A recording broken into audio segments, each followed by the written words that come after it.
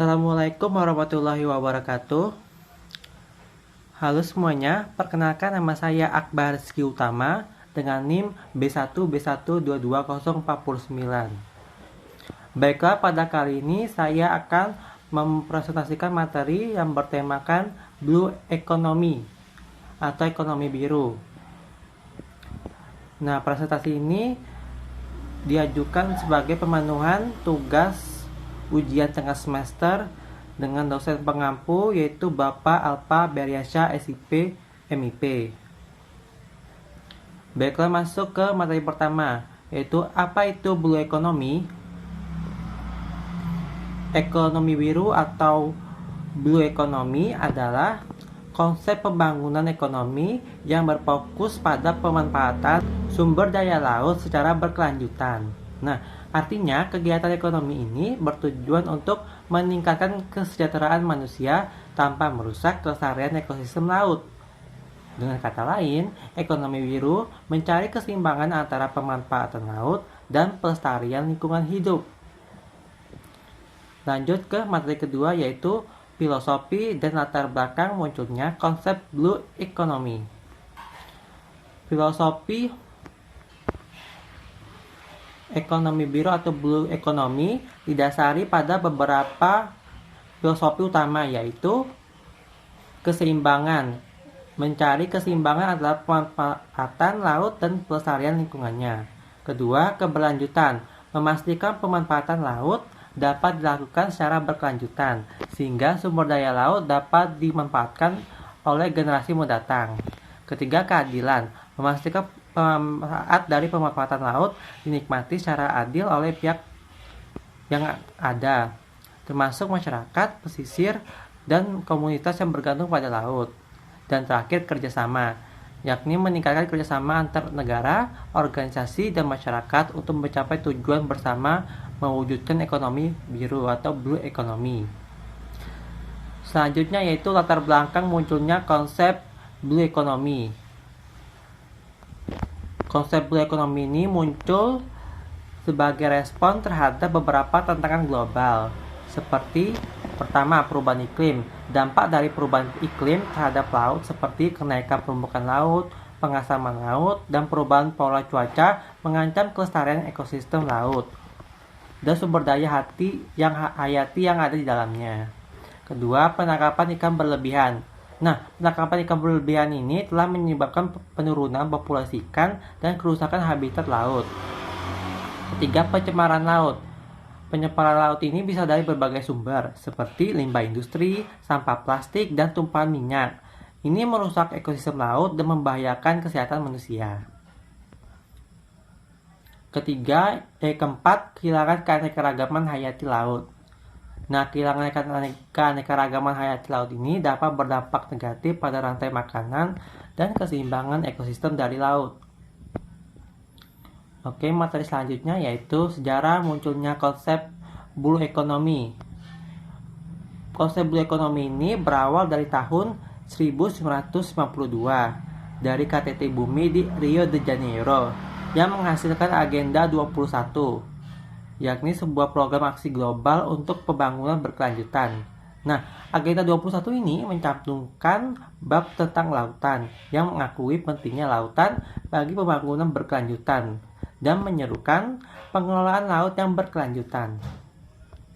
Selanjutnya itu pada tahun 2002 dimulainya World Summit on Sustainable Development atau singkatan WSSD di Johannesburg yang mengadopsi Johannesburg Declaration on Sustainable Development, yakni deklarasi ini menekankan pentingnya lautan bagi pembangunan berkelanjutan dan menyerukan agar negara-negara lain untuk mengambil tindakan untuk melindungi dan mengelola lautan secara berkelanjutan.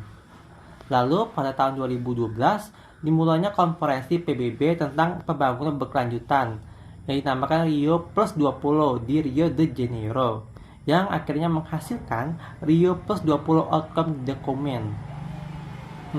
Nah, dalam dokumen ini menekankan pentingnya ekonomi biru bagi pembangunan berkelanjutan dan menyerukan agar negara-negara untuk mempromosikan ekonomi biru yang inklusif dan berkelanjutan.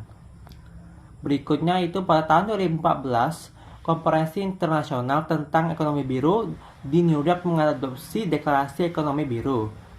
Nah, dalam deklarasi ini mengakui bahwa potensi ekonomi biru dapat menciptakan pertumbuhan ekonomi, lapangan pekerjaan, dan kesejahteraan sosial, serta menyerukan negara-negara lain di seluruh dunia untuk bekerja sama untuk mengembangkan ekonomi biru yang berkelanjutan.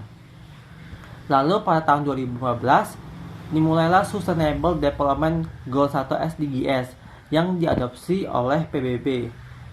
Di dalamnya mencantumkan beberapa target yang terkait dengan ekonomi biru, seperti untuk melindungi dan mengelola lautan secara berkelanjutan, memerangi penangkapan ikan ilegal, dan meningkatkan manfaat ekonomi bagi masyarakat pesisir. Nah, terakhir yaitu 2018 diadakanlah konferensi tingkat tinggi laut pertama di PBB di New York mengadopsi deklarasi laut. Nah, dalam deklarasi ini menyerukan negara-negara untuk mengambil tindakan yang ambisius untuk melindungi dan mengelola lautan secara berkelanjutan, termasuk dengan mempromosikan ekonomi biru yang berkelanjutan. Oke, baiklah, materi selanjutnya yaitu 5 indikator dalam Blue Economy. Indikator dalam Blue Economy berfungsi untuk mengukur keberlanjutan dan kesehatan ekosistem laut. Nah, di saat yang sama tetap mendorong pertumbuhan ekonomi. Nah, berikutlah beberapa indikator penting dalam Blue Economy. Antara lain, pertama, kesehatan ekosistem laut. Ini mencakup ukuran seperti populasi ikan yang sehat, terumbu karang yang lestari, dan kualitas air laut. Kedua, sumber daya terbarukan.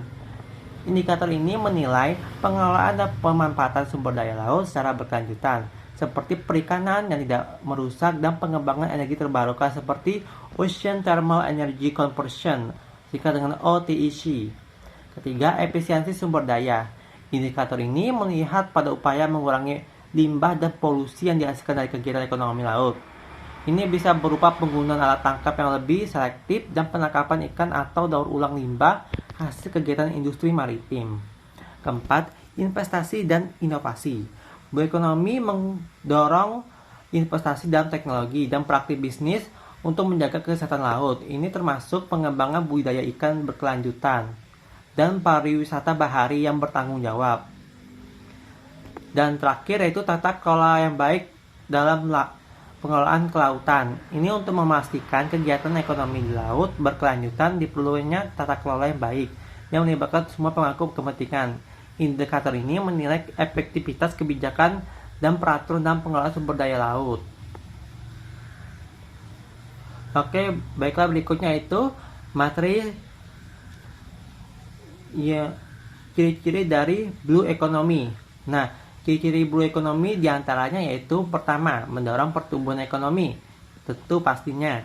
Yang pertama yaitu tujuannya adalah untuk mendorong pertumbuhan ekonomi, meningkatkan kesejahteraan masyarakat, pelestarian ekosistem laut, serta membuka sebanyak-banyaknya lapangan pekerjaan bagi masyarakat. Nah, kedua, pemanfaatan sumber daya laut. Blue Economy juga mencakup berbagai sektor seperti perikanan, energi terbarukan, pariwisata, transportasi air, mengelola limbah, dan mitigasi perubahan iklim. Nah, sektor-sektor ini dapat menjadi pilar penting dalam mewujudkan Indonesia yang sejahtera. Ketiga, pengelolaan sumber daya laut. Blue Economy melibatkan pengelolaan sumber daya laut dan kelautan untuk mendukung pertumbuhan ekonomi. Ini mencakup pengelolaan sumber daya perikanan dan budaya ikan tiram dan kerang serta pengembangan pariwisata kelautan. Yang keempat, penggunaan energi terbarukan. Proses untuk menghasilkan energi terbarukan dari angin dan gelombang laut dimanfaatkan untuk mengurangi ketergantungan pada sumber energi konvensional seperti air dan listrik. Yang kelima, industri pengelolaan hasil laut. yakni mendorong pertumbuhan industri pengelolaan hasil laut seperti pemrosesan ikan, pembuatan produk olahan laut, dan lain-lain. Keenam, konservasi dan pengelolaan lingkungan laut, yaitu salah satu konsep blue economy. Di dalamnya yaitu ada pelestarian terumbu karang, kawasan konservasi laut, dan upaya pengurangan sampah plastik. Baiklah, materi berikutnya yaitu manfaat menerapkan konsep ekonomi biru atau blue economy. Pertama, meningkatkan kesejahteraan masyarakat. Ekonomi biru dapat menciptakan lapangan kerja baru dan meningkatkan pendapatan masyarakat pesisir. Kedua, melestarikan lingkungan laut. Ekonomi biru juga dapat membantu melindungi ekosistem laut dan sumber daya hayati yang ada di dalamnya. Ketiga, meningkatkan ketahanan pangan. Ekonomi biru dapat membantu meningkatkan produksi dan distribusi makanan laut secara berkelanjutan. Keempat, mendorong inovasi. Ekonomi biru juga dapat mendorong inovasi dan teknologi dalam praktik baru yang ramah lingkungan. Baiklah, materi terakhir yaitu dampak penerapan blue economy atau ekonomi biru yang dapat dikategorikan menjadi dua, yaitu dampak positif dan negatif. Nah, berikut ini adalah penjelasannya. Yang pertama, dampak positifnya, yaitu pertumbuhan ekonomi. Blue economy memiliki potensi untuk meningkatkan pertumbuhan ekonomi melalui berbagai sektor seperti perikanan, pariwisata, dan lain-lain. Yang kedua yaitu kesejahteraan sosial. Blue economy juga meningkatkan kesejahteraan sosial dengan menyediakan akses yang lebih baik ke sumber daya laut untuk masyarakat lokal, meningkatkan kualitas pendidikan dan layanan kesehatan. Ketiga, kesehatan laut. Penerapan prinsip blue economy dapat membantu menjaga kesehatan laut dengan mengurangi pencemaran laut, memerangi penangkapan ikan berlebihan, dan melindungi keanekaragaman hayati laut.